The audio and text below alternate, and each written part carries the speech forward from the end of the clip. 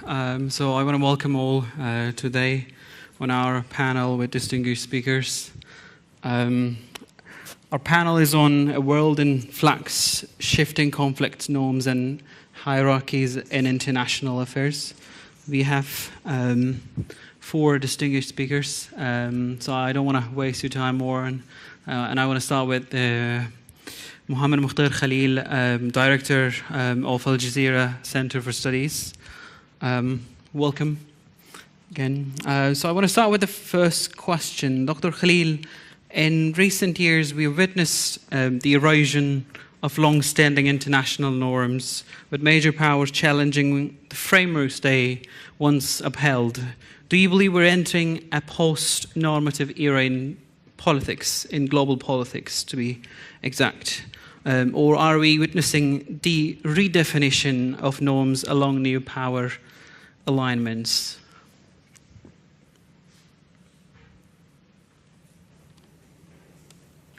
مرحبا، سعيد بوجودي معكم على هذه المنصة وسعيد بالحديث إليكم، وسأكون أسعد لو وفقت في أن أفيد كما استفدت.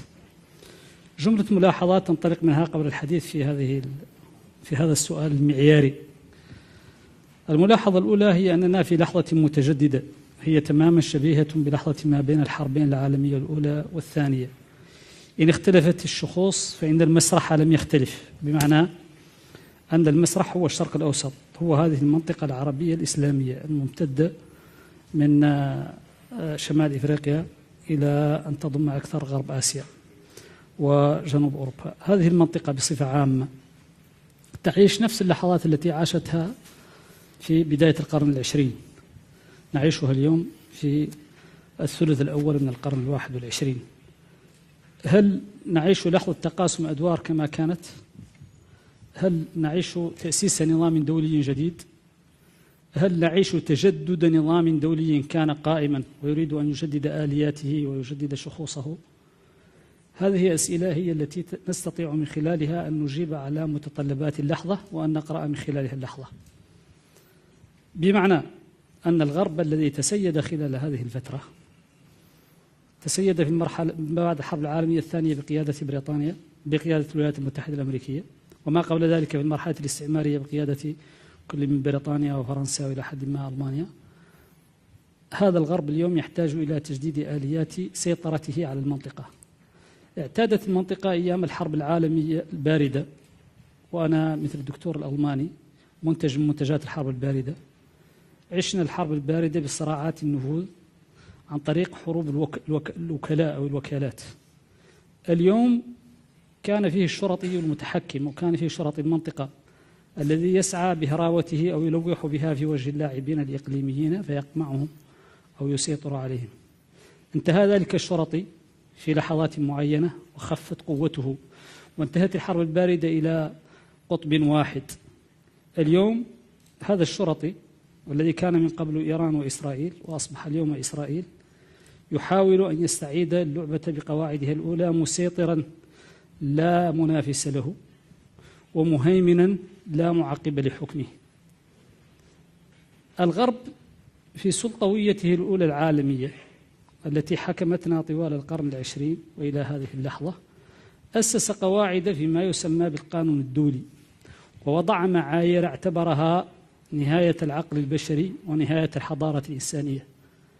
السؤال معياريا: هل التزم الغرب بتلك القوانين وتلك القواعد وتلك المنظومات التي وضعها وأراد بها التحكم في صيرورة البشرية، أم أن تلك القواعد انتهت إلى حالة عبثية كما نشهده في مجمل الصراعات التي نعيشها؟ كان الغرب من قبل يعتبر نفسه ناجحا في تطبيق القانون الدولي في التحكم فيه، لأن القانون الدولي أقيم على قواعد غير قوانين الدول. بمعنى لو نظرنا إلى الغرب في حكمه الرشيد، في سلطته الديمقراطية، في ممارساته الليبرالية، لوجدنا أن الصوت الأعلى هو صوت عموم الناس، صوت الشعب، وأن السلطة هي شأن شعبي يختاره الشعب. لكن القواعد التي بنى عليها النظام الدولي خلاف ذلك، فخمسة أعضاء، خمسة قيمين على النظام الدولي يفعلون ما يشاءون، ولا توجد قضية تفرض نفسها معياريا باعتبارها أمنا دوليا، وإنما قرار الخمسة الكبار هو الذي يجعل القضية دولية أو يخرجها من السياق الدولي، بمعنى أن البند السابع الذي ينفذ القوانين بالقوة لا ينفذ إلا على الضعاف ممن خرجوا على المعيارية الغربية. الغرب لم يلتزم بالقواعد الديمقراطية وقواعد الحكم الرشيد في حكم العالم.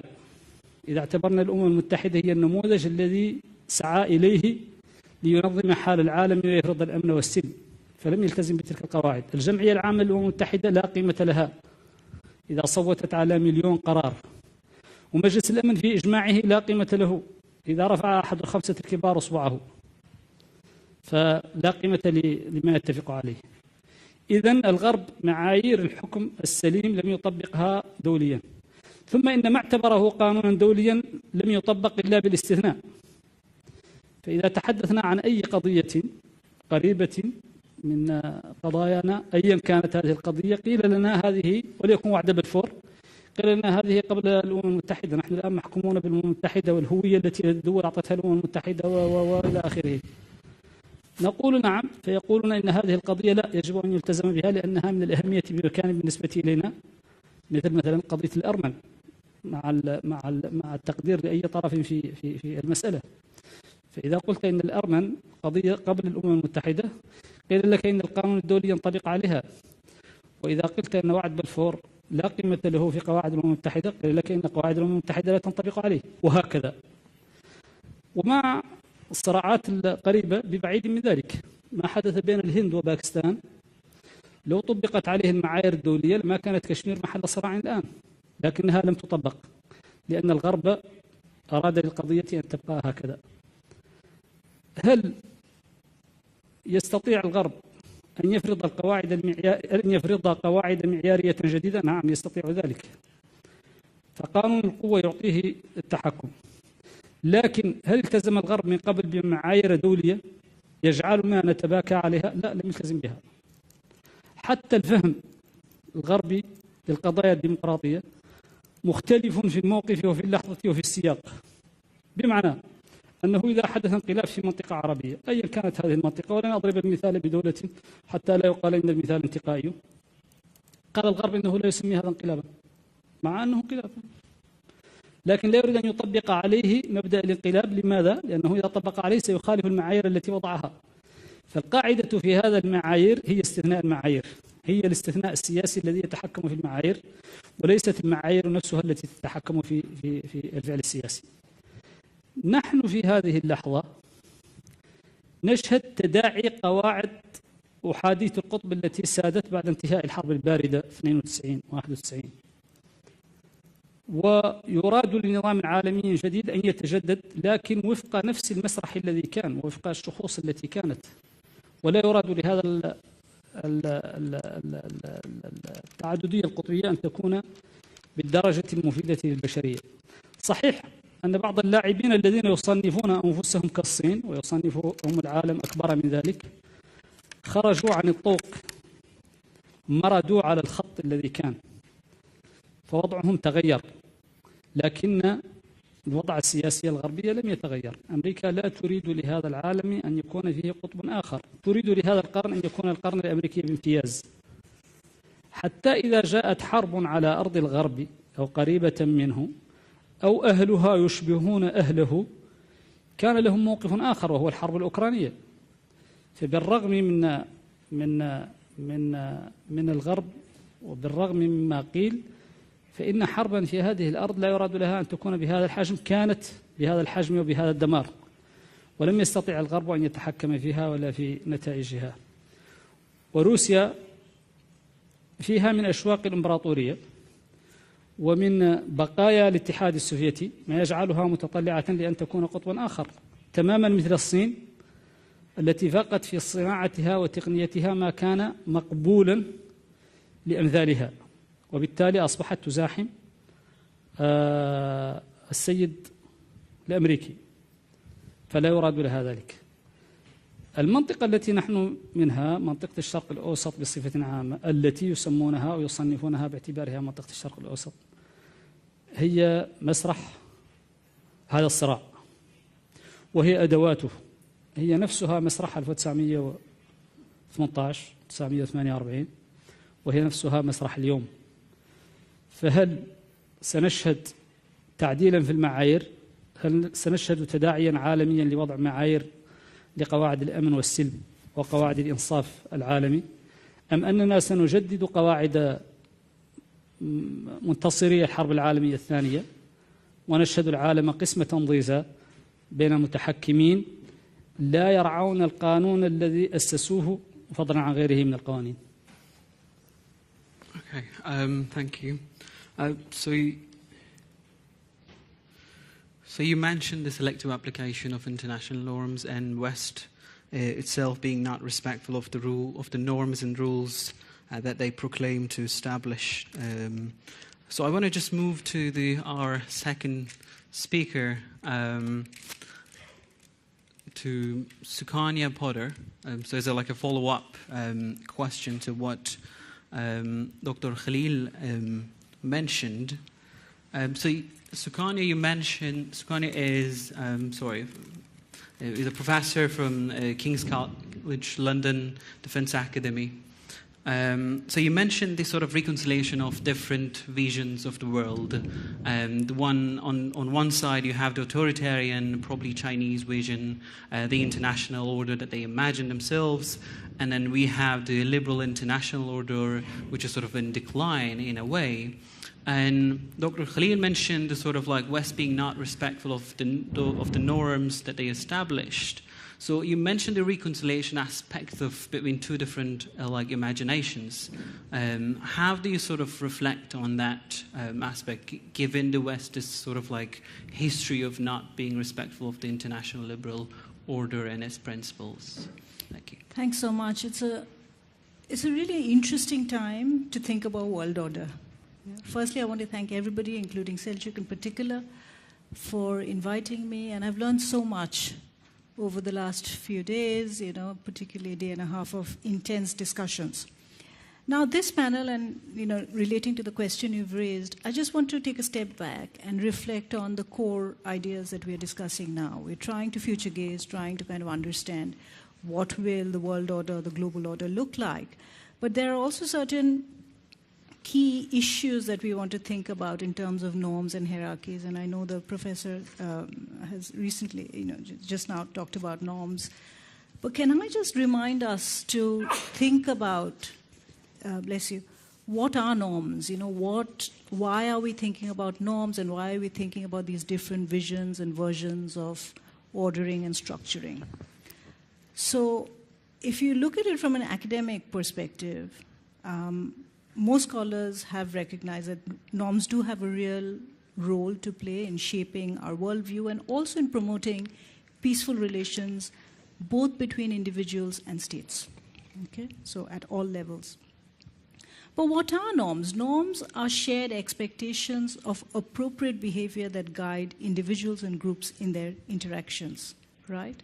What they help do is kind of establish an acceptable, a workable social order and certain values and structures and understandings of cooperation, and also institutions of cooperation. Given the current developments in terms of warmongering, in different parts of the world, not least in the Middle East, exploring this relationship and in some ways the altered kind of reality and expectation around what are the norms guiding state behavior? I think it's really important to think about, not in binaries, that there is a liberal worldview and the way in which the ideas and norms and values that underpin state behavior, and an illiberal version of it. What we are seeing today is increasingly a kind of intermeshing between liberal and authoritarian worldviews. We have authoritarian worldviews within the liberal camp, because of the nature of leadership or the nature of preferred mechanisms for pursuing state interests. So therefore, on the one hand, there is a weakening of the liberal version of the world because of power hierarchies. And again, there are concepts in terms of how do these hierarchy-centered understandings of international interactions help us analyze what is going on. I think one of the key ideas when we think about norms and also about hierarchies is to perhaps accept that increasingly sovereignty and the way in which states are organized and their freedom to do things, whether they are in a liberal camp or in an authoritarian, kind of political setup, is this invariable softness of sovereignty, right? The porousness of sovereignty. The fact that we can no longer kind of apply very clear logics of interaction, of bargaining between states. These are not functional bargains. We no longer have, institutionalized functional bargains working. And when you have hierarchies that are not following institutionalized functional bargains, what we pursue is a logic of positionality. What kind of positions are leaders taking? What kind of policies at the moment do they want to pursue? And it is unrelated to bigger questions around the boundedness or the softness of sovereignty. And having sort of explored that logic of positionality, many of the things around whether you're in a liberal version of the worldview or an authoritarian version of the worldview becomes much more porous, that you can side shift or switch much more easily. And I think we have a muted international system where institutions and multilateralism is weakened, where the development and humanitarian sector is weakened. And some of our colleagues were talking about, countries like Iran, for example, now defending territory on its own kind of geographic boundaries rather than being able to project power. And I think we need to really think about the logic of positionality, and we need to think about the porosity of sovereignty and the lack of boundedness of sovereignty, and how that is kind of intermeshing with the liberal and the more authoritarian versions of worldview. Okay. Far too academic. Okay. So you mentioned there is sort of like an overlap between the authoritarian vision and this sort of like the authoritarianism within the liberal international order itself. So I want to sort of move from this to Jolene. She's a senior research fellow from the University of Edinburgh, and so just want to sort of like add another follow-up question to this sort of the normative aspects of this transformation and the changing dynamics of international normative order. So how are shifting global power dynamics and the reordering of international norms transforming the way peace is negotiated and sustained in a fragmented Middle East? So how do you sort of apply that change in the Middle Eastern context? Yeah, thank you very much for the question. And before I answer it, I'd like to thank Dr. Seljuk. I can't see him, but thank you so much for the invitation to be part of this wonderful conference taking place in this wonderful settings that obviously sharply contrast with the gravity of the discussions we're having here. And to the whole organizing team in general, I want to tell you that you've been absolutely wonderful guests, wonderful hosts, sorry. I've been feeling like a wonderful guest, so I'm deeply grateful for that. And lastly, my thoughts are with our colleague who couldn't join us, should have sat on this panel, but couldn't join us from Iran. And obviously, my thoughts are with all the people in the region who are anxiously looking at what's going to be happening next. So ever since yesterday, we've been talking about a lot of dimensions of power, military, economic, technology, knowledge yesterday also. And indeed, I think that I'd like to bring the attention on peace, because listening to all my colleagues, it looks like everybody wants peace, which sounds absolutely wonderful. I'm not sure we all agree about what peace means and what it's supposed to deliver, and for whom, very importantly. What are the implications of peacemaking? Unfortunately, we've been seeing a lot of narratives around increasing military preparedness. This morning, actually, I was checking the news, and Erdogan mentioned his intention to increase the production of missiles to act as deterrents. A few days ago, NATO summit, the European countries were being asked to increase their GDP contribution to defense to 5%, which sounds like absolute madness. And on the top of that, we are served in the UK and elsewhere in Europe those anxiety-triggering narratives around an imminent threat, an imminent war against some of those great powers we've been discussing, which obviously it goes beyond the Middle East, and it's obviously very, very dangerous because nothing good ever came from here, right? So something else I've been hearing a lot since yesterday is how we should really speak of a regional disorder, of fragile, of failed states. And I think that the situation is a little bit more complex here, actually, because I've always been quite impressed when I witnessed how stable, actually, external borders were in the region. The so-called nation-state system, some of the regimes there. Of course, those external borders, they are more of empty shells, and great powers have been compartmentalizing the region to a large extent, creating zones of influence, but also fractured sovereignties.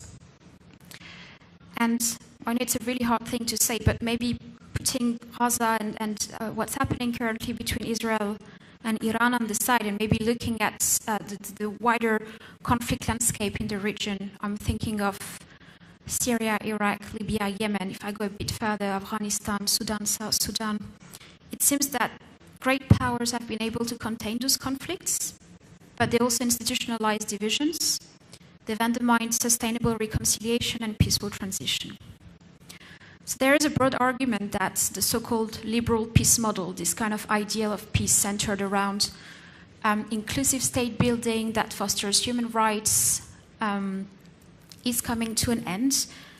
It has been very often led by the US, it has been operationalized through UN institutions, but it is in retreat. If we look at the behavior of the US, they've been oscillating between unilateralism and very selective engagement, which strengthen the vision that they're acting more based on strategic gatekeeping rather than what we could call liberal norms. When it comes to the UN, in particular the Security Council, it's been in a gridlock, driven by P5 veto politics, obviously, and this vacuum, if there's such a thing, is filled by coalitions of the willing, it is filled by minilateral alliances and transactional diplomacy. So we do see a reconfiguration of the norms that govern peace and international authority. Mediation is increasingly led by non-neutral mediators, not by international organizations, as it has been the case ever since the post-1990s, but by very powerful states, actually, with direct stakes in the outcomes. I could mention quite a few when it comes to the Middle East. Obviously, Russia's great power diplomacy. Turkey, yesterday we were told that is very willing to speak to all parts, and it's true, and it is the official policy of the AK party to promote what they call civilizational dialogue across the region, but they've also been an active conflict party in multiple theaters, such as Syria and Iraq. The Gulf states are actually a very interesting case. We haven't spoken of them very much, and then that's something we can maybe leave for the Q&A session or for coffee later on. But they have been actively mediating in and beyond the region. I'm not mentioning China on purpose. It's a real shame that our Chinese colleagues have left, because I'm sure that they would have thought of this agreement that was brokered between Saudi Arabia and Iran in 2023, but obviously we have quite a lot of reasons to think that their involvement maybe was not as meaningful as it has been portrayed. So the world and peacemaking are becoming what we could call post-liberal, but does it mean necessarily that the new world is purely illiberal? Is it just authoritarian? I truly do not think so. I think that this new world is characterized by three dynamics. The first one is what I call a peace marketplace. This is the multiplication of approaches, of tools of peace that give conflict parties a wide range of options to choose from to solve their conflicts. It is characterized by power peace. Power peace, this is the preeminence of pragmatic, strategic peace over any ideals of peace, and it is not negotiated, it is imposed, actually.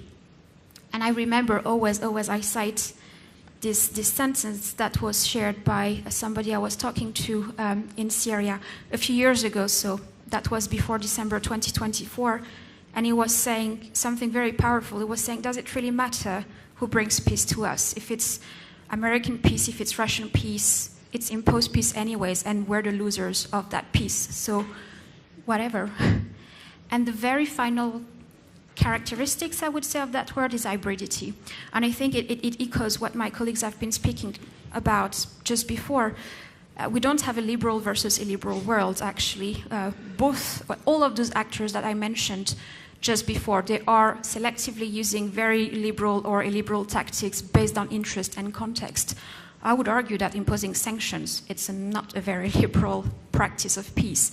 And reversely, the so-called authoritarian or illiberal actors, they haven't broken fully from the UN institutions. They still largely operate within them, cornering them to a large extent, but still they haven't moved from that. So the post-liberal order is not a mere alternative to Western US hegemony. It's simply the multiplication of hegemons. Thank you, Jolene. So you mentioned there's this sort of like within this like conflicting dynamics of international order. So we are sort of what we're witnessing is the emergence of this power-based negotiations and mediation of peace by powerful actors, and indeed being the sort of the local communities being not necessarily involved in those processes, and they have this imposed idea of peace in a way. And so you mentioned there's this sort of like a shared dynamic within the emerging order and the existing order, which is the sort of the power-oriented, pragmatic understanding of norms and the normativities within the order. So in a say, there's sort of like some form of reconciliation that if you want to sort of refer to Sukanya's like presentation here, and then sort of going back to Dr. Khalil's point on the selective application of the norm, and you also mentioned that not the practices of liberal states, the members of the liberal international, are not necessarily purely liberal in a way. So following from your point on the imposition of peace, I want to move to our fourth speaker, Professor Selver Şahin. And I want to ask about the... give me a second. She's a professor at our university, the politics department, the Basri University. So I want to ask about this sort of the norm making and the role of this marginalized communities or marginalized actors within the international system. Since your work intersects with the concept of human security, norm diffusion, and political agency in conflict-affected regions, concerning current norm contestation, to what extent can smaller or marginalized actors influence norm setting in international politics? Are we seeing the rise of new norm entrepreneurs in the global south? Thank you. Very difficult question. Sorry, I think it's working now. Thank you. Very difficult, but also very important question. But before replying to your question, I would like to, as an academic, I would like to borrow a concept from Amitav Acharya. He devised this concept of multiplexity to analyze the transitions, the transformations the world is undergoing instead of multipolarity. So he suggested that the term multiplexity, meaning he uses this metaphor, cinema theaters of multiplex, where different movies are screened for different audiences in different languages. I think that term provides a helpful analytical framework to have a better grasp of or understanding of what we're going through, multiple centers of norms that are in the making. Because multipolarity is more based on the distribution of material power which makes sense, but when it comes to the normative shifts, changes, what we see is that we see a diversity, plurality of norms that are contested. So I wanted to bring that concept to your attention and how it's related to the conflict, peace, and security initiatives that we see in this complex world that we're having. Well, where is the world heading is an important question, but who is shaping that trajectory? Using what mechanisms, using what values, principles, norms are important here. Which norms that we can think of? Whose norms that we can identify?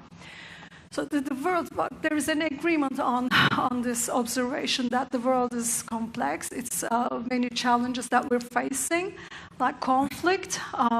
If you have had a chance to look at the Uppsala conflict data program, the program identified 61 active violent conflict in 36 countries in 2024. This was the highest number that we had since 1946. So 36 countries. These are not the only violent conflicts that occurred in 2024. These are the conflicts that involved at least one of the parties was a state. There are also other conflicts, numerous conflicts that included non-state actors or one-sided violent conflicts. So violent conflict is on the rise, the highest number since 1946. Plus, as Julian said, the peace, like what kind of peace we're talking about. Mostly the analytical focus, geopolitical focus, being on the great powers, and if there is no war between great powers, major powers, we assume that the world is peaceful, which is not the case. The scholars of peace studies have pointed out the forms of structural violence that indeed underlies conflict, like development challenges, inequalities between nations, but also within nations, within societies. And one of the least discussed aspects of these inequalities is gender-based inequalities. If you look at the statistics provided by the UN, SDGs, for instance, gender equality, which itself is a separate sustainable development goal, but also a cross-cutting theme that includes or has an influence on the remaining 16 sustainable development challenges. We're facing many challenges. In Afghanistan, the liberal peace we talked about, in Afghanistan since 2021, at least 1.1 million girls have been banned from schooling. In the world, 340 million women and girls live in extreme multidimensional poverty. Violence from Gaza to Ukraine to the Tigray region or in other parts of the world that we don't see much coverage of them in the international media had huge costs on women and children. So this is acknowledged by the UN. There is a binding UN Security Council Resolution 1325, which acknowledges the fact that violence has uneven effects on women, and these uneven effects on women have indeed roots in the so-called normal times, inequalities. Development challenges, unequal relations between boys and girls, between men and women in the so-called peaceful times. But the resolution's contribution, Resolution 1325's contribution to world peace is not just the recognition of the gendered effects of war, but also the recognition of women's capabilities, women's contribution to peace building to conflict resolution processes. But there is a research evidence that when women get involved in the peace negotiations, those settlements are likely to last more than others that did not involve any female participation. This is recognized. This has been recognized by UN members, but when it comes to the implementation, we see only Colombia, as far as I can follow, where we see meaningful female participation. So the debate, indeed, is very much has different dimensions, and one of the least discussed aspects is the gender dimensions, women, girls, their contributions to the peace processes. So we see challenges, we see movements, women's movements in Latin America, in the Middle East, in different parts of the world that demand and then also offer their contributions to or for a more peaceful, more stable world order. And we see smaller states like Vanuatu, Marshall Islands. They took a leading part in the adoption of the UN resolution on states' responsibilities for climate change governance. We see countries like Turkey, middle powers. We see other regional partners, regional organizations from BRICS to ASEAN demanding or offering new forms like development cooperation, mutual benefit, or other norms. These norms coexist with the existing liberal norms. So what we're seeing, what we're witnessing, is not the collapse of one order, one liberal, or post-Second World War liberal order. We see multiple norms that indeed contest these existing norms. So it's not the linear decline of liberal internationalism from my perspective, or the triumph of an alternative order, but the coexistence complex process of reordering shaped by contradictions. I think this is what's going on. Like on the one hand, we see connectivity and fragmentation. We see plurality of norms, and polarization, and we see innovation and regression at the same time. I hope it makes sense. Definitely. Thank you, Professor Şahin. So I think I like the idea of like the multiplication of the servers or the centers of the normativity, and how we can sort of like move away from that binary of emerging and emergent order in a way, and the subjective dynamics obviously with regards to gender and how that shapes the sort of the peace processes and the understanding of peace in a way, and the sort of the role of the smaller states in sort of bringing a change in different normative aspects, especially in the contexts like climate change. So again, following from this sort of like context, I want to go back to Dr. Al-Khalil and ask him about this sort of the epistemic dynamic in a way. So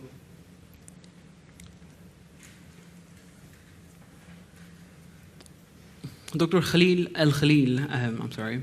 Al Jazeera research and editorial focus often captures these transitions across the global south. From your institutional vantage point, how do you see alternative narratives from the Middle East, Africa, and Asia contesting the epistemic dominance of Western-centric international order?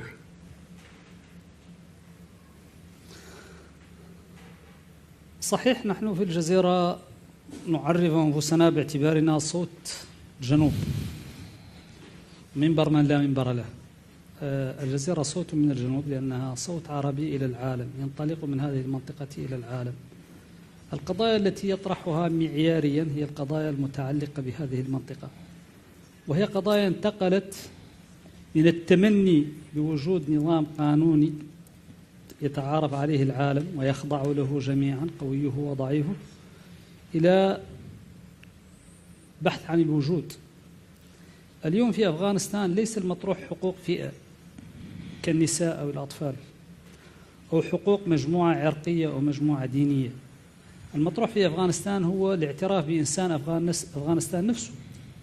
هذا النظام الدولي لا يريد للإنسان الأفغاني أن يكون معترفا به أو موجودا، لا يريد الكينونة الأفغانية في ذاتها، لأنها كينونة تجرأت في لحظة ما على رفض القسمة الضيزة، فلا يراد لها أن تكون. حقوق الأقليات في هذه المنطقة لا ينطلق منها باعتبارها حقوقا بشرية لصيقة كما يقول حقوق الإنسان، وإنما ينظر إليها في إطار التوظيف السياسي المصلحي. فإذا كانت المصلحة الغربية وبالذات الأمريكية تقتضي اعترافا بحقوق الأقليات وانسياقا وراءه فيكون ذلك. أما إذا ضربت صفحا عن ذلك فليس للأقليات حقوق وليس لديهم اعتراف، فليس هناك اعتراف بهم على وجه الإطلاق.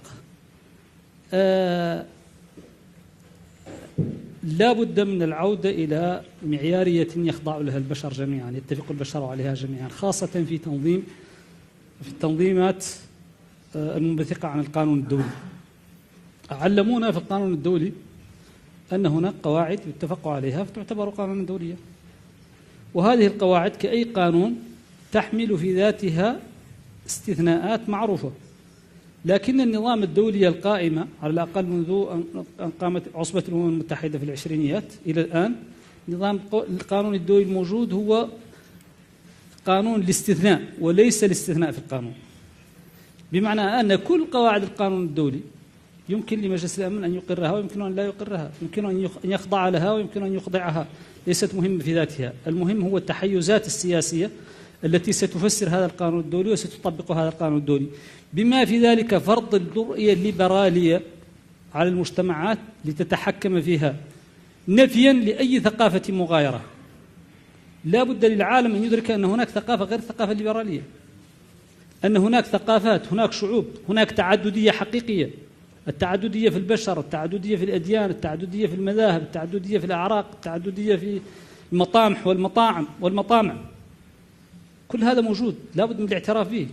فرض رؤية ليبرالية باعتبارها هي الحق الذي لا غبار عليه كان من الأخطاء التي شكلت إشكالا للديمقراطية، لأن إشكال الديمقراطية الآن هو تحريرها من الرؤية الليبرالية التي تتحكم فيها، باعتبار أن هذه الرؤية الليبرالية تفسر من منظور غربي، لا يسمح للثقافات الأخرى أن تكون لها رؤيتها الخاصة بها. صحيح أن حقوق الإنسان هي قضية كونية وهي قضية إنسانية مرتبطة بالإنسان وجودا، يعني لا جدال في ذلك، لكن فهم هذه الحقوق، تطبيق هذه الحقوق يخضع لرؤية ثقافية متعددة، ليست رؤية ثقافية واحدة. هنا نرجع إلى المعيارية من البداية التي تحدثنا عنها، وهي أنه لا توجد معيارية، يوجد معيارية نظرية. نعم، الأخوات الأكاديميات والأكاديميون يتحدثون عن تعريفات وعن مبادئ ودرسونا في الحقوق المدخل لعلوم القانون، يعني مصادر القاعدة القانونية وبما فيها العرف وبما فيها العادات وما اتفقت عليه مصالح الناس وما إلى ذلك، فكل هذا درسناه. لكن أين هذا في واقع التطبيق الدولي؟ اليوم نحن نعترف جميعا حتى على الأرضية الغربية أن إسرائيل تجاوزت كل الخطوط الحمراء فيما يتعلق بحقوق الإنسان في غزة وفي حربها على إيران، لكن من يجأر بذلك؟ وإذا جأرت به الدنيا من يستمع؟ من يطبق؟ يراد لنا أن نكذب على أنفسنا وأن نقتنع بهذا الكذب وأن نعتبره معيارا وأن نعتبره قانون. اليوم كما الأمس المعيار الوحيد المعترف به هو معيار القوة وليس معيارا آخر، والحقوق المعترف بها هي الحقوق التي تأخذها بنفسك وتدافع عنها بنفسك. مشكلة الغرب مع أنظمتنا ومع دولنا هي خضوعها لما يريد، وليس تطبيقها للمعايير الدولية إطلاقا. لم يكن عبد الناصر ديمقراطيا ولم يكن مهتم بالديمقراطية لأنه كان مستقلا. كذلك غيره من الحكام الذين كانت لديهم روح استقلالية رفضوا بسبب الروح الاستقلالية لا أكثر ولا أقل. لماذا؟ الرئيس الأمريكي يجلس بكل وقاحة وتبجح ويقول فلان ديكتاتوري المفضل. هل في الديمقراطية ديكتاتور مفضل وديكتاتور محقر؟ كل ديكتاتورية محقرة ديمقراطية. نسأل لنا أن نسأل في ظل هذا التغير في النظام العالمي المقبل والحاضر، هل هناك معايير؟ هل هناك قانون دولي؟ هل هناك نظام دولي؟ لنرد توجد أماني، يوجد تنظير، توجد أكاديمية تتحدث عن القانون الدولي، لكن في واقع العلاقات الدولية لا يوجد قانون دولي ولا توجد حتى فلسفة إنسانية. إنما يوجد حتى الآن هو قانون القوة لا غيره. Thank you. So going back to probably like the 19th century and the early 20th century in terms of the origins, the emergence of this idea of international law, in a way.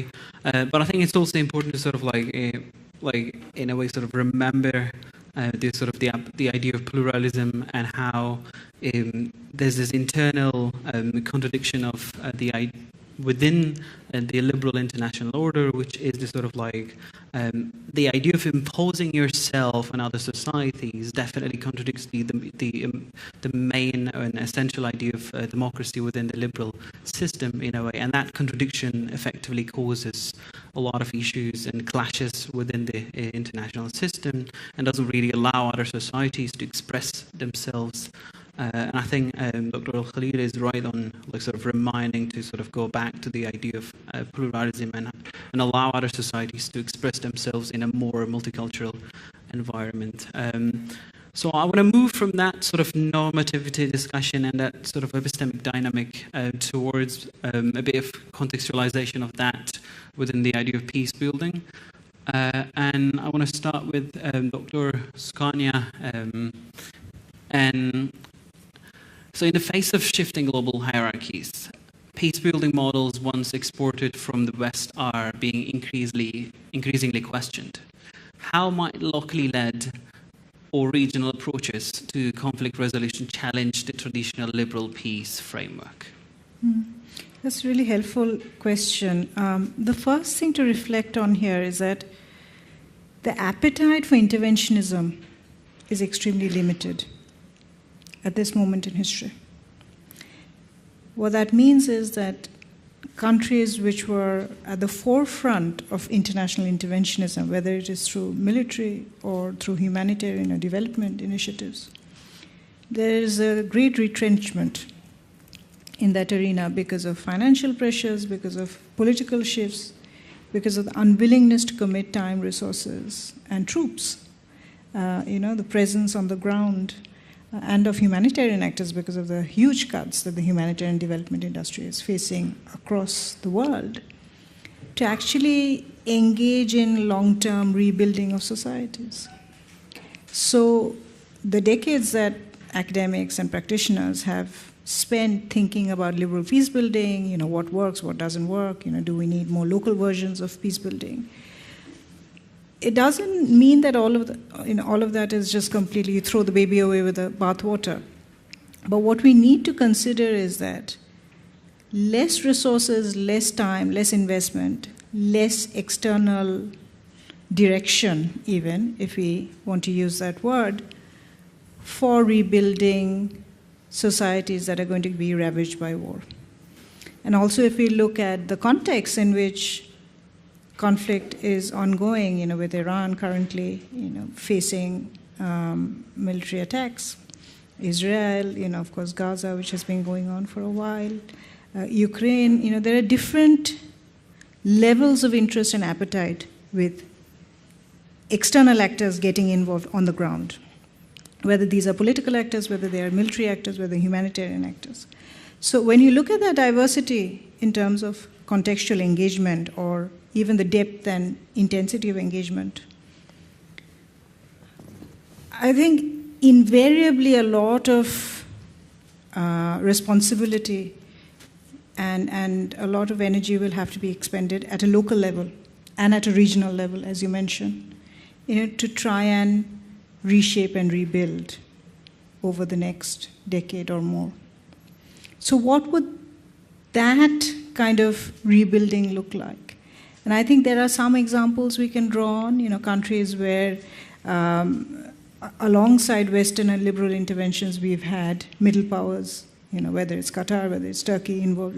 Let's think of Somalia, for example, where we have had different countries with different interests getting involved with reconstruction, rebuilding, diplomacy, engaging armed groups and armed actors. Of course, Syria is the same. We had a diversity of Western and non-Western actors involved in the different dynamics of the conflict and also in the different dynamics of rebuilding Syria.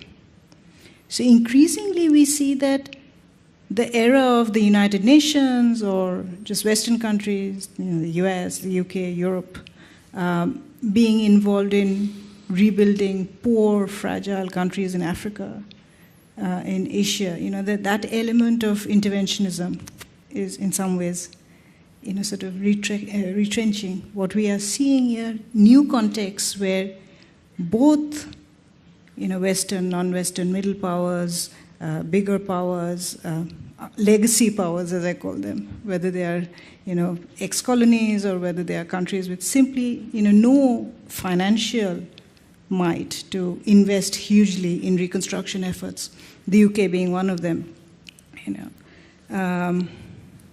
So that element will make it invariable that we look at more localized versions of peace. But whether localized versions or regionally driven versions of peace will create a more stable, will create a more inclusive, a more representative version of politics, and social dynamics, I really can't predict. Really can't predict how that will look like, whether a regional version of how peace should look like in Iran or in Yemen or these difficult areas that we have now. Gaza, I don't even want to go there, because of all the politics of which position one should take over recognition, non-recognition, territory, lack of territory. Okay, so I just want to quickly ask, so you mentioned the appetite, the lack of appetite on the part of Western states in terms of sort of reconstruction efforts and the interventionism. So is it not so much a challenge towards the liberal international order on the part of the global South or the emerging actors? Well, so it's more of a sort of a retreat of the West and a sort of that gap is being filled by these new actors. So it's not so much a challenge. Would you say it's not so much a challenge in that there's not a clash? I think the challenge is that with the liberal kind of version of interventionism and reconstruction, there's a lot of knowledge and understanding and analysis. It's almost predictable the kind of models that will be pursued, the kind of norms that will be highlighted, whether it's democracy, whether it's human rights, whether it's gender equality, whether it's political participation. These are known quantities. Now, increasingly, we are in murkier waters, where the kind of interests and the kinds of norms and the kinds of institutions and the kinds of politics that will be,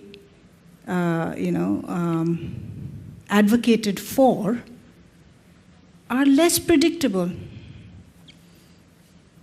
Okay, so what we're saying is there's a reshaping, there's this sort of emerging new vision, but we don't necessarily know the content and the sort of the offers of that. So if we think about aggressive models of not only intervention but peacemaking, and we've had that, of course, we've had Iraq, we've had Afghanistan, and different kinds of failures associated with them. But if we take a version of, we had this conversation in the morning about the Israeli vision of how the Middle East should look, that nobody should have nuclear weapons, and if that is the aggressive version of peace, I'm using peace very loosely here, but if that is the version or vision of state-making and peacemaking that is going to be advocated in the Middle East over the next 10, 20, 25 years, we have not had a country like Israel engaging in peacemaking per se in the liberal kind of framework, right?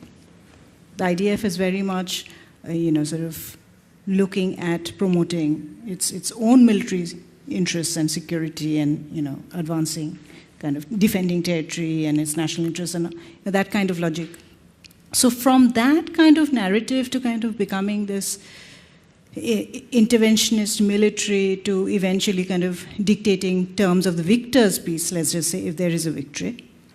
And I'm not advocating for victory, but if we take a version of the victor's peace in this case, how would the terms of that peace look like? I think it's very difficult to predict that.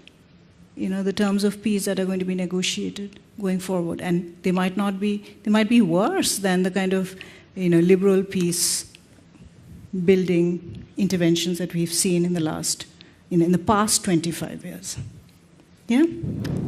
Okay, so thank you. So I think we got into sort of like an interesting point, and I just want to move towards Dr. Julene, and again, sort of like following on the point where we don't know like the sort of the challenge in predicting what the alternative models would look like in peacemaking.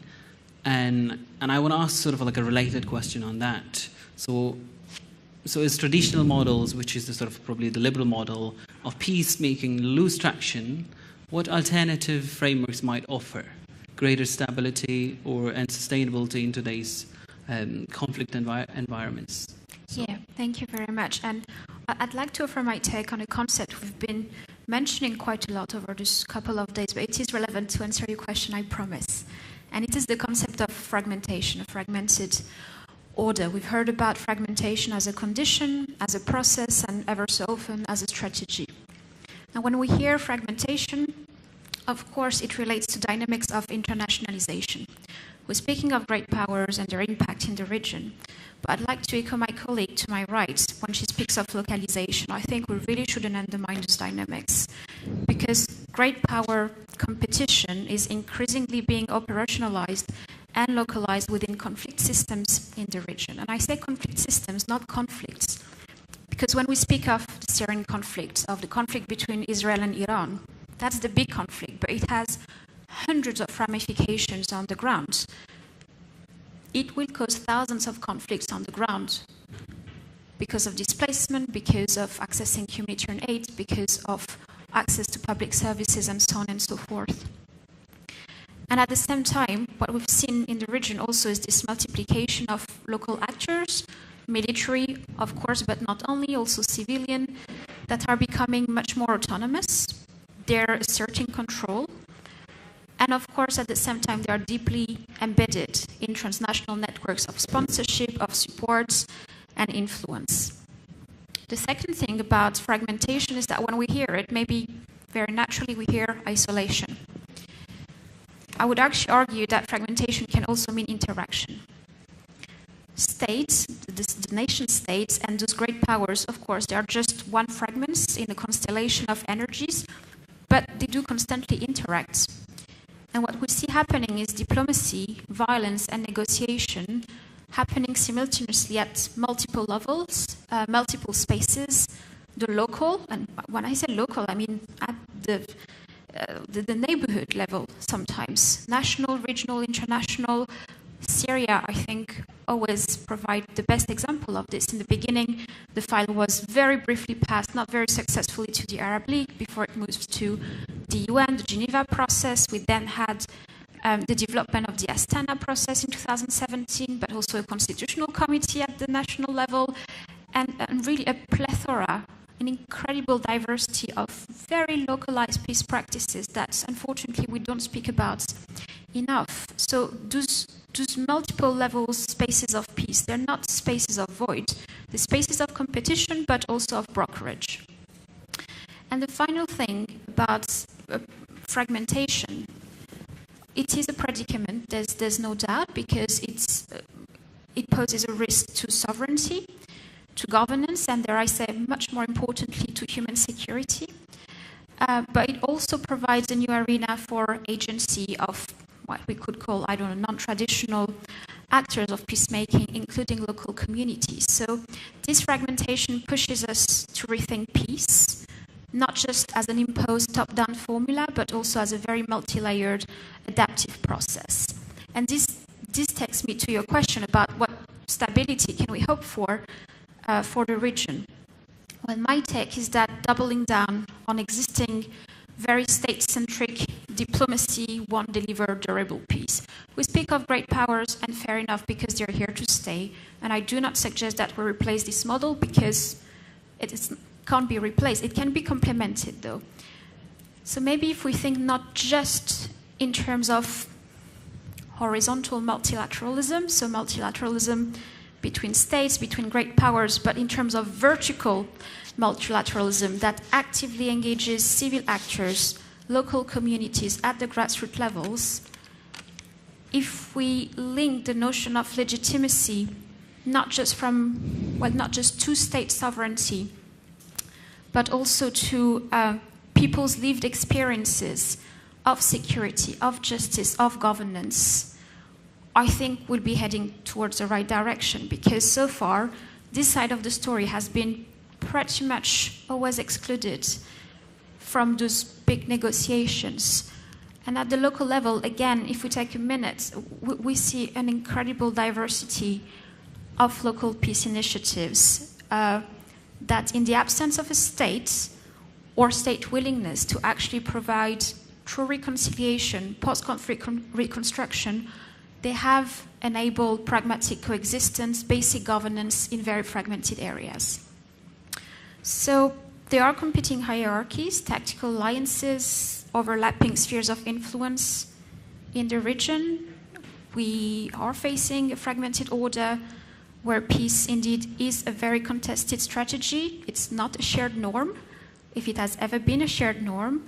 But I really believe that, to offer a bit of a hopeful comment maybe to finish, I really think that stability will depend not on which power dominates in the region, but on how inclusive, on how adaptable, and on how legitimate our peace models become.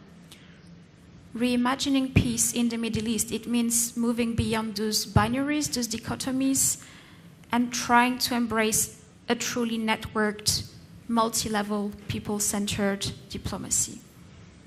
Thank you. So if I just want to ask like a quick follow-up question in a way. So you mentioned the idea of the legitimacy here, so the concept of legitimacy, like who does it relate to? So what exactly, who like, in the eyes of who are we becoming legitimate during this process of peacemaking? Well, it should be the people. The answer should be very easy. So the people of the the international community as people, or the no, sort of not local international community. The people on the ground, those who are first affected by those conflicts, and those who are never given a seat around the table of negotiation. Okay, and that will be sort of achieved through sort of the incorporation of those like people within the. First of all, by the recognition of the power they yield on a daily basis, because again, those very localized conflicts, they do happen as ramifications of those big conflicts, and they are solved on a daily basis. It's just that no light shines on it. But there are amazing things happening on the ground with tribal leaders, with community leaders, with doctors, with women's group everywhere in Syria, in Yemen, in Libya, in Afghanistan. Women are actually involved on the ground, not at the international level, but they are here.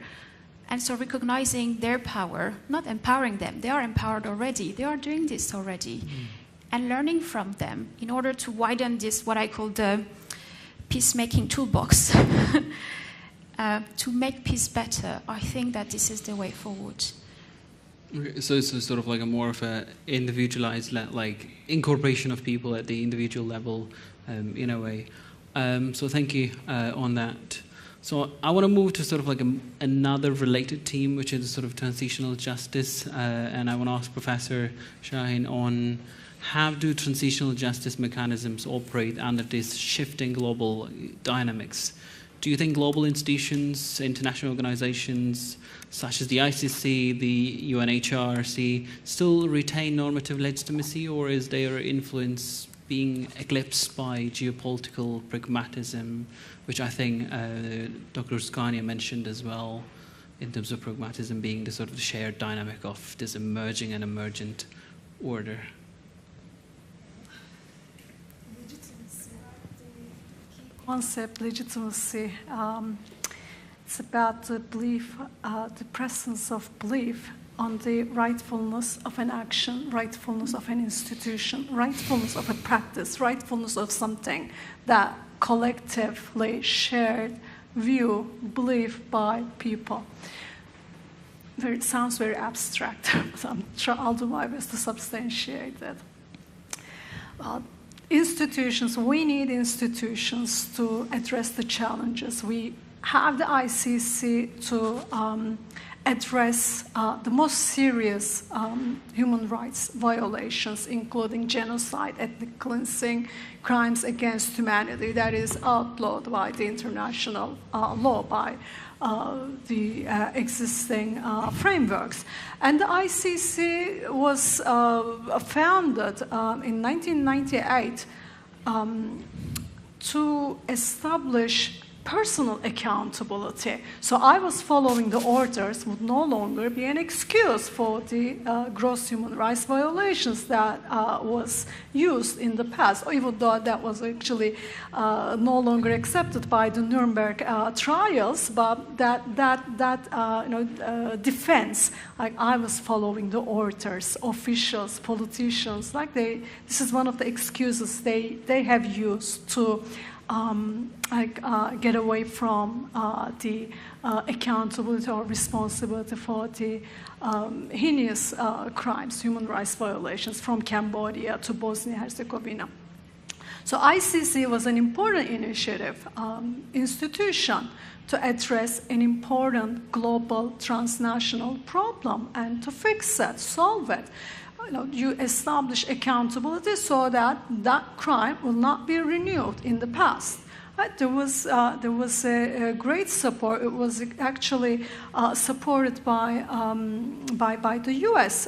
President Clinton was one of the most ardent supporters of the ICC, but later it changed with the Bush administration, and the ICC found itself at the center of criticisms most recently. Right? ICC, the ideals, the expectations were high, but that was the idea, normative side. But when we look at the practice side, have a look at the ICC's website. Have a look at the cases. Over 30 cases that the prosecutor's office has investigating currently involve African states. So it gives the impression that the most serious human rights violations, as if they only occur in African countries.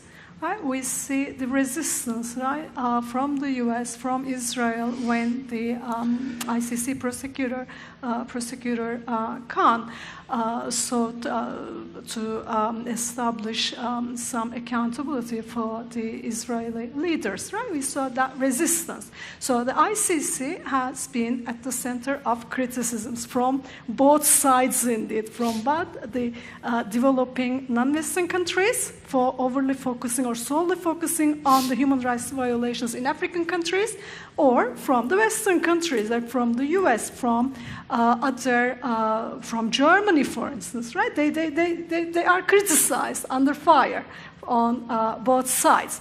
So whether the ICC would be able to survive, most likely it will survive. It will maintain its existence because institutions are needed. From a liberal perspective, institutions are needed to solve the problems. But from an alternative perspective, from a neo-Gramscian perspective, critical perspective, institutions are needed because they operate as the means of maintaining the existing conditions, the status quo, the order, or to serve the interests of the dominant group. So it depends from what perspective you look at institutions, but institutions are important. Institutions are important not just because from a liberal perspective they serve to address the problems, but they are the ones that create the rules of access to power and resources from a neo-Gramscian perspective. So they are, ICC is likely to survive, but it will be weakened, more weakened and more constrained in the future. Similarly, the UNHCR has a function, internally displaced people. Have a look at the UNHCR's work since the 90s. It is becoming more and more difficult for people to take refuge in Western countries because the issue is being securitized. Right? What we see is that smaller countries or middle powers that you asked me in the previous round. Middle powers are the ones, including Turkey, that host the majority of the refugees. Right? They act like a buffer zone. So that's another issue that, or area, or the reason or the rationale that why the UNHCR will maintain its existence, because it will provide the services, the tasks that is required for the processing of files, for registration, for the administration or the technical tasks or sides of the issues. So they will maintain, but like I said, it will be they will be more weakened because the budget cuts also are a challenge for the UN agencies, specialized agencies. President Trump made it clear that the US will not give money to the UN agencies. The UN is indeed has suffered these issues relating to declining resources. The Western governments are not willing to provide peacekeepers. Most of the peacekeepers come from Pakistan, Nepal, or other countries. So the UN has had these problems in terms of, and the reason why I'm referring to the UN, because UNHCR is a UN agency. Treatment or the governance of refugees. So what we see is that in the meantime, transitional justice is an important component of peace building. And mostly it has been, when we look at the practice since the 90s, what we see is the establishment of truth and reconciliation commissions from South Africa to East Timor, another conflict-affected and international peace-built country, to tribunals like in former Yugoslavia, or other formal institutional mechanisms that have been used. And but there were also, like I said before, plurality of norms, like liberal formal institutional frameworks coexisted with local forms of justice as well, like in Rwanda, gacaca trials, for instance, based on local practices of peace and conflict resolution in East Timor, in other countries. And there have been some challenges, contestations, like some parties, for instance, have emphasized a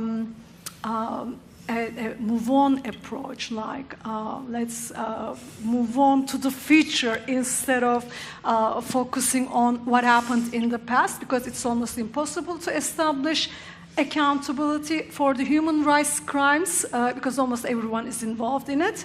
So how to identify who's a victim, who's a perpetrator, which is a messy task. So some suggested that this is disruptive.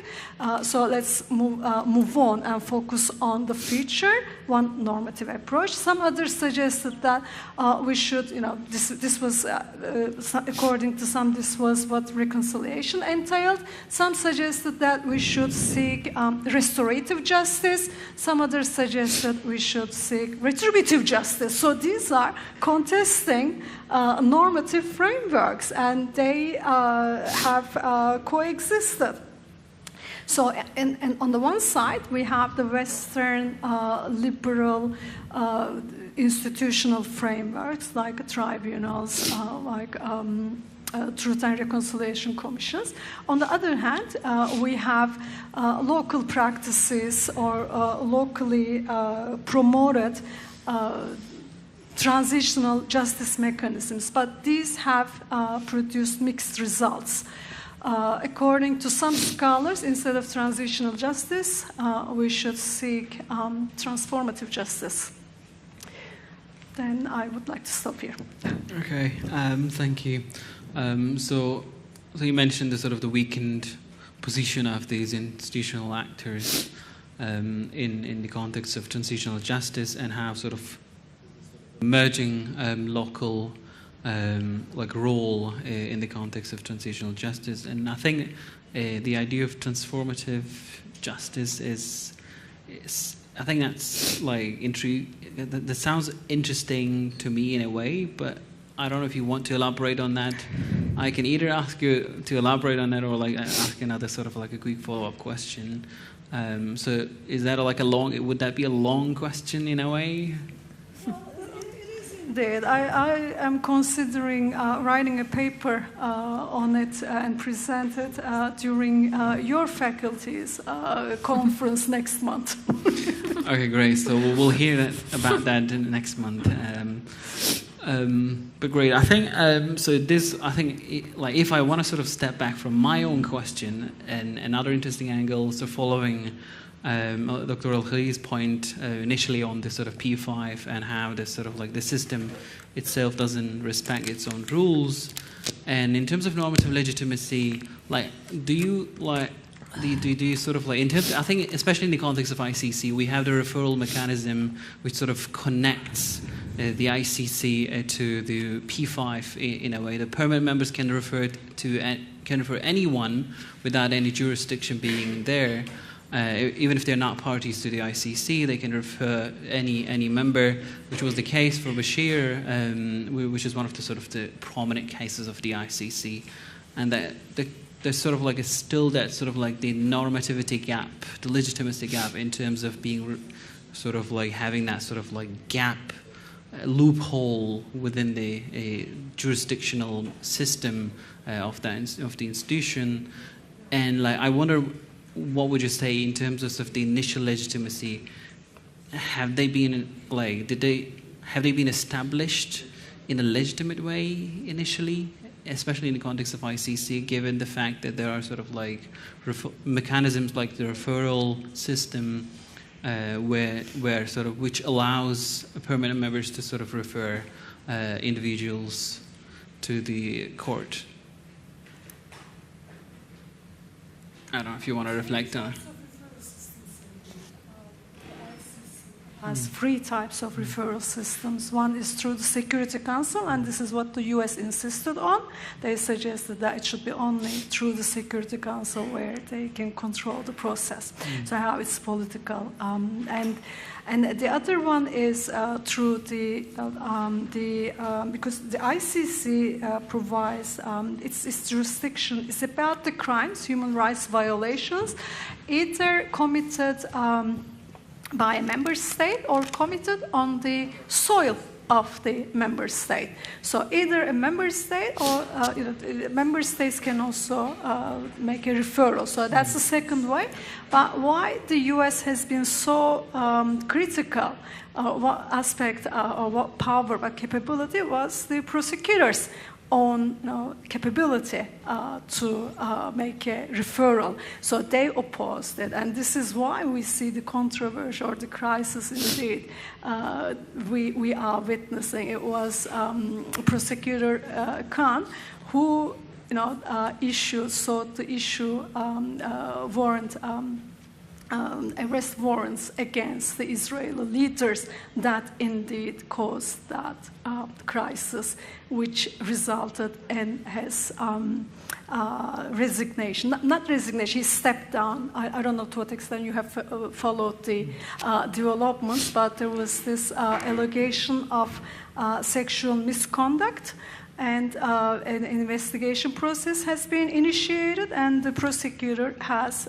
stepped down in March. So it is very important here. The institutions, like I said, it's very important because institutions provide access the rules of the game, the rules that you should follow to get power and resources. So the US is not, in principle, is not against the idea of the ICC as long as it functions, operates through the UN Security Council, not through the prosecutor's office that acts autonomously. Right? So that is, and if you followed the interview with the prosecutor at some point last year, he said that one of the world leaders told him, frankly, that this court was established for the dictators in Africa, and not for the global, universal accountability. So that's another legitimacy, like I said, the presence of a belief in the rightfulness of an institution, of a practice. But because we tend to look at the institutions from a liberal, pluralistic perspective, we tend to see the institutions in technical terms. Institutions can never be neutral from a Gramscian perspective.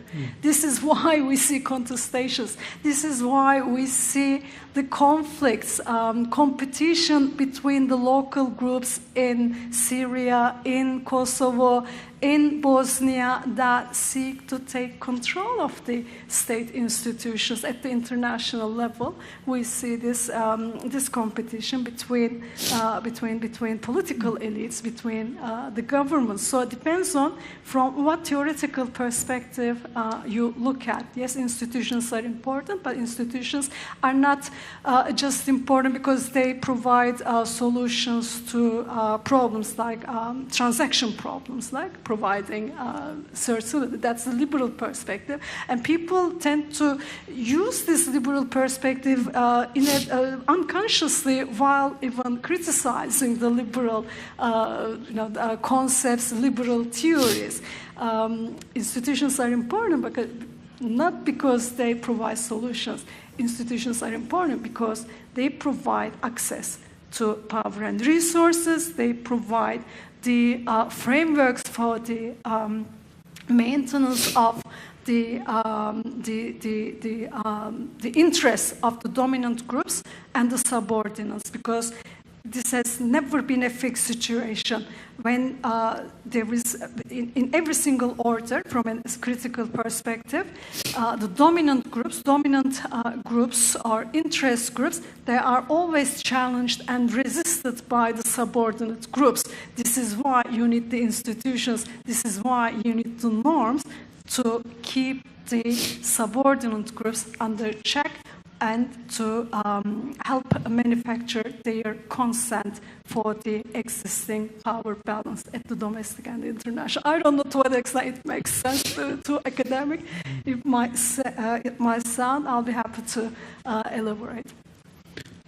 Thank you on your Gramscian sort of explanations on the concept of institutions and how they operate, and how they sort of justify themselves in a way. At this point, I think we have some like 10 to probably 15 minutes, and I want to open the floor for two questions. And if anyone has any questions from the audience, I think our distinguished speakers will be happy to respond. Please, name as well, name and institution. I think it would be. Thank you. I don't know how I can ask Mohammed Khalil in Arabic or in English. I think there will be, I should translate for myself because I speak Arabic very well. أستاذ محمد، أنت تكلمت على النظام العالمي والقانون الدولي كثيرا وعلى الأمم المتحدة وعلى النظام الدولي. أنا فقط أريد أذكرك بأنه احنا نعيش في عصر إما نظام أعوج أو فوضى خارقة. اليوم اللي أسس عليه هذا النظام العالمي الجديد أو هذا بالأخص بالقانون الدولي والأمم المتحدة، هي ليس الفكرة أن تأخذنا للجنة، ولكن كانت الفكرة الأساسية أن تبعدنا عن النار. هل لديك أكثر أي شيء ثاني تتكلم عليه أو واحد يفكر به؟ لأن هذه الديسكشنز اللي نحن بيها من بعد ما انتهت حرب عالمية ثانية بدأت به. هل في آلية أو في فكرة في المنطقة هون واحد يفكر فيها؟ مثلا تركيا تصير عضو مجلس الأمن، الأفريكان واحد يكون واحد أو الهند أو هالبلدان؟ لا. My question, I'm going to translate for myself. It's much better for me in the state of interpreter. I was listening to Mohammed a lot about international law, UN mechanism, and all his critique about that. Some of them are right, but I want to add the idea of establishing international law and United Nations is not to lead us to paradise. It's to keep us away from hell. And this reformation for all of you, this discussion has been on and out after the Second World War until now.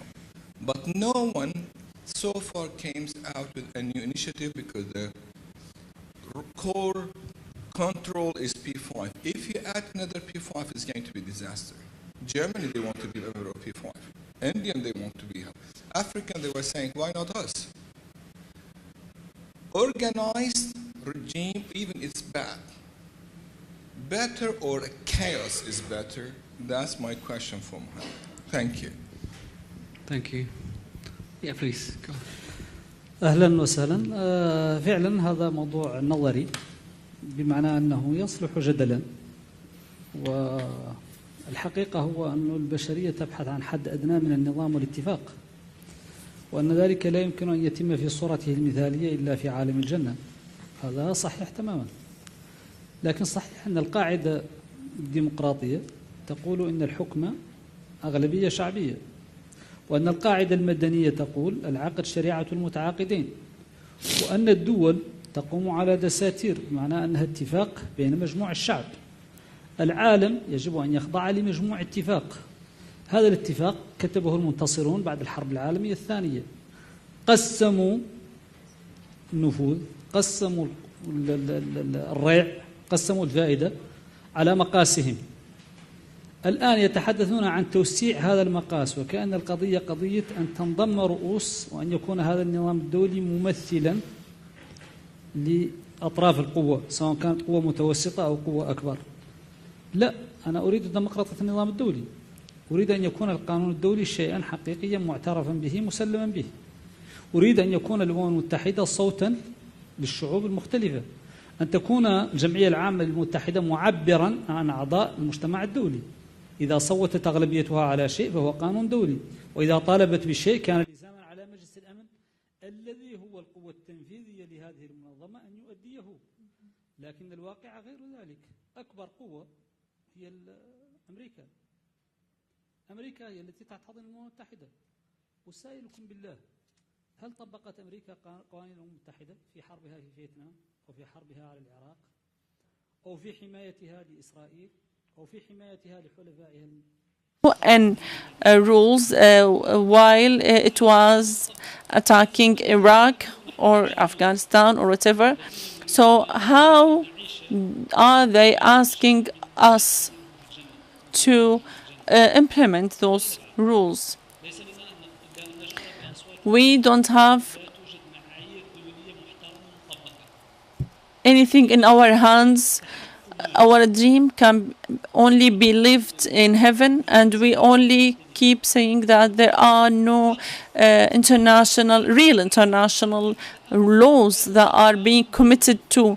Till now, since the Second World War, we have no international rule or resolution that countries can use to solve their disagreements. We don't have this. We have a law that has been written by the victorious parties, and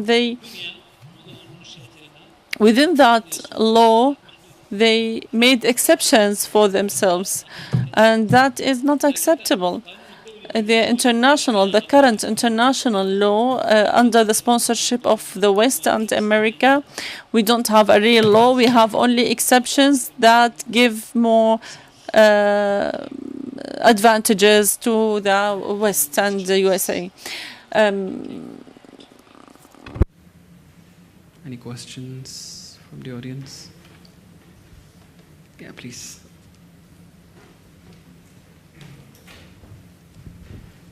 Nothing. Hello, my name is Uli Brückner. I'm from Berlin. The design of our interaction is not meant to talk with each other, but after everything I heard about the different monologues as this is what I say and this is what somebody else says, I would like to know what Sukanya and Selver has to say about the fragmentation concept of Julien.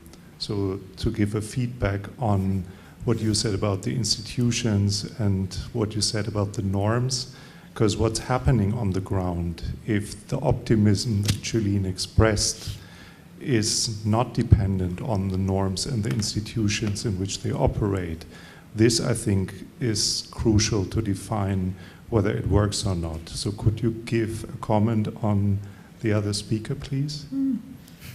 Very good. Thank you, Lee.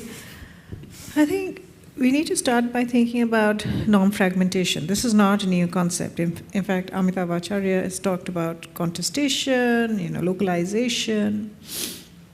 I've done some work around norm resonance in terms of rebuilding societies coming out of war. Many times liberal norms don't resonate with pre-existing ideas around peace and reconciliation. And this is informed through deep field work, field studies. And it's comparative both in Africa and in the Balkans. So there is established evidence to say that resonance is a really important point before we can advocate for certain ideas to be adopted by societies coming out of war.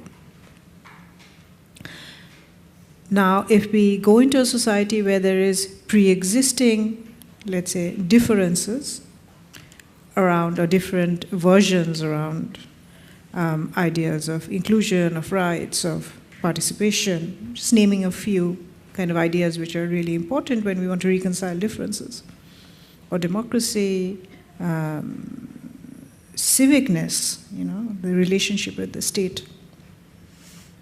In that sort of analysis properly, that sort of pre-fragment, and often in societies in the Middle East, we have that pre-existing, sort of tolerance, but also difference, right? A tolerance of difference.